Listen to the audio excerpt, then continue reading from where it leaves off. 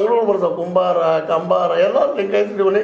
ಸ್ವತಂತ್ರವಾದ ಮೀಡಿಯಾಗೆ ಬೇಕಾಗಿರುವುದು ಸ್ವತಂತ್ರ ಧ್ವನಿ. ಆ ಸ್ವತಂತ್ರ ಧ್ವನಿ ಉಳಿಸಲು ನೀವು ಮಾಡಬೇಕಾದದ್ದು ಇಷ್ಟೇ. ಅದೇನಪ್ಪಾ ಅಂತಂತಂದ್ರೆ ನಿಮ್ಮ ಕೈಲಾದಷ್ಟು ಸಹಾಯ ಈ ಚಾನಲ್ಗೆ ಮಾಡಿ ಹಾಗೂ ನಿಮ್ಮ ಧ್ವನಿಯನ್ನು ಕಾಪಾಡಿಕೊಳ್ಳಿ. ಉಪಕಸಬುಗಳನ್ನ ಮಾಡುವಂಥವ್ರು ಅವ್ರದ್ದು ಒಂದು ಈ ಜಾತಿಗಳಿಗೆ ಹೋಗ್ಬಿಟ್ಟಿದಾವ, ಅವರೆಲ್ಲ ರಿಸರ್ವೇಷನ್ ಕೇಳ್ತಾರೆ. ಈಗ OBC ಒಳಗೆ ಬಂದಿದೆ ಹೇಳಿ ನಿಮ್ಗೆ 3B 2B 1B ಏನು ಮಾಡ್ತೀವಿ ನಾವು, ಮಾಡ್ಕೊಂಡು ಅದ್ರ ಪ್ರಕಾರ ನಮ್ಗೆ ಕೊಡ್ರಪ್ಪ ಅಂತ ಕೇಳ್ತೈತೆ. ಅಂದ್ರೆ ಇದರ ಅರ್ಥ ಇಲ್ಲಿ ನಮ್ಮ ದೇಶವನ್ನ, ನಮ್ಮ ರಾಜ್ಯವನ್ನ, ನಮ್ಮ ಸಮಾಜವನ್ನು ಕಟ್ಟುವಲ್ಲೇ ನಾವು ಜಾತಿ ಕಟ್ಟಲಿಕ್ಕೆ ಹೊರಟಿದ್ದೀವಿ. ಮತ್ತು ಅದನ್ನ ಲಾಭ ಕೆಲವೇ ಜನ ತಗೊಳ್ತಾರೆ, ಎಲ್ಲರಿಗೂ ಮುಟ್ಟುದಿಲ್ಲ. ಹೌದು ಬಿಡಪ್ಪ, ಲಿಂಗಾಯತರು ಎಲ್ಲರಿಗೂ ಮುಟ್ಟುತ್ತದ, ಮಾಡ್ತಾ ಇದ್ರೆ ಒಳ್ಳೇದಾಗಂದ್ರೆ ಇಲ್ಲ. ಇವತ್ತು ನೋಡ್ರಿ, ಹಿಂದೂ ಕಟ್ಟಂಗೆದ್ದು ಬಟ್ಟಂಗೆ ಅಂತ ಹೇಳ್ತಾ ಇದ್ದಾರೆ. ನಮಗೇನೇ ಬೇಕಾಗಿಲ್ಲ, ವರ್ಷಕ್ಕೆ 2 ಕೋಟಿ ಉದ್ಯೋಗ ಕೊಡ್ತಂತ ಇದ್ರು ಮೋದಿ ಅವರು.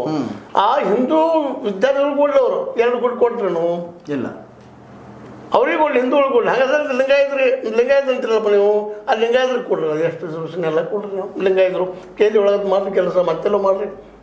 ಇಲ್ಲಿ ಸರ್ಕಾರದ ಆ ಜಾತಿ ಮೇಲೆ ಒಳಗೆ ಸೇರಿರ್ತಿಲ್ಲ, ನೀವು ಒಟ್ಟ ಮಿನಿಸ್ಟರ್ ಹಾಕಿರಪ್ಪ. ನಾವು ಕೇಳೋದಿಷ್ಟ ಇಲ್ಲ. ನೀವು ಸರ್, CM DK ಶಿವಕುಮಾರ್ ಅವ್ರಿಗೆ ಇದು ಜಾತಿ ಅನ್ನೋದೊಂದು ಸವಾಲು ಆಗಿ ಹೊರಹೊಮ್ಮುತ್ತಾ? ಸವಾಲು ಅಂತ ಅವ್ರು ತಿಳ್ಕೊಳ್ಳೋದು ಇಲ್ಲ, ಅವ್ರು ಸವಾಲು ಅಂತಿಲ್ಲ.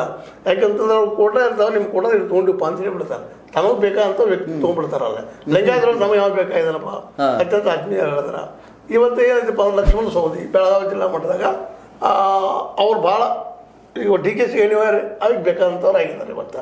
ಯಾಕಂದ್ರೆ ತಮ್ಮದನ್ನ ಅಲ್ಲಿ ಬೆಳೆಸ್ಕೊಳ್ಳೋ ಸಲುವಾಗಿ ಇವತ್ತು ಅವ್ರಿಗೆ ಕೊಡೋ ಸಾಧ್ಯತೆಗಳು ಹೆಚ್ಚಿದ್ದಾವೆ. ಮತ್ತೆ ಅದೇ ಆ್ಯಕ್ಚುಲಿ ಅವ್ರಿಗಿಂತ ಸೀನಿಯರ್ ಪಟ್ಟಣ ಅವ್ರದ್ದು ಗ್ಯಾರಂಟಿ ಇಲ್ಲ, ಅಶೋಕ್ ಪಟ್ಟಣ ಅವರು.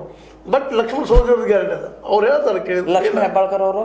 ಆ ನಂತರ ಅವರು ಆದ್ರೆ ಲಕ್ಷ್ಮೀ ಹೆಬ್ಬಾಳ್ಕರ್ಗಿಂತ ಇವತ್ತು ಇಂಪಾರ್ಟೆಂಟಪ್ಪ ಅಂತಂದ್ರೆ ಬೆಳಗಾವಿ ಜಿಲ್ಲೆ ರಾಜಕೀಯವಾಗಿ ತನ್ನ ಅಸ್ತಿತ್ವ ಮುಳುಗಿಸ್ಕೋಬೇಕಾಗಿದ್ರೆ ಲಕ್ಷ್ಮಣ ಸವದಿ ಅವರು ಇಟ್ಕೊಳ್ಳೋಂಥ ಪ್ರಸಂಗ ಇದೆ. ಲಿಂಗಾಯತ್ ನಾವೆಲ್ಲ ತೊಗೊಂಡ್ಬಿಡ್ತಾರೆ ಅದನ್ನ. ನಾವು ಲಿಂಗಾಯತರು ಬಿಟ್ಟು ನೋಡಪ್ಪ ಅಂತೇಳಿ ಇನ್ನೊಬ್ಬ ಅವನು ಲಿಂಗಾಯತ ಹೊಡಿಬೇಕಾಗಿರ್ತದೆ, ಇವನು ತೋರಿಸ್ಬಿಟ್ರೆ ಮುಗಿದು ಬಿಡಿ. ಇದು ರಾಜಕೀಯ ಇರ್ತದೆ. ತಮಗೆ ಬೇಕಾದಂತ ಲಿಂಗಾಯತರು ಬೇಡಾಗಿದ್ರೆ ಮತ್ತೊಬ್ಬರು ಹಾಕಿಬಿಡೋದು.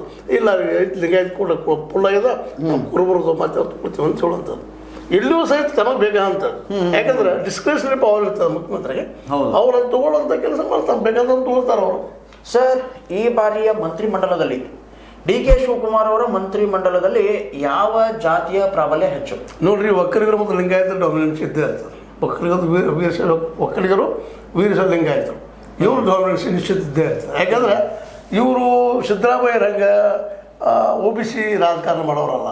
ಮತ್ತು ಅವ್ರಿಗೆ ಈಗ ಏನಾದ್ರು ಅರ್ಥ ಮಾಡ್ಲಿಕ್ಕೆ ಹೋದ್ರೆ ಅಲ್ಲೇ ಒಕ್ಕಲಿಗ ಸಮುದಾಯ ಇವ್ರನ್ನ ದೂರ ಸರಿಸೋ ಸಾಧ್ಯತೆಗಳಿದ್ದಾವೆ. ಅನ್ನೋ ಸಹಿತ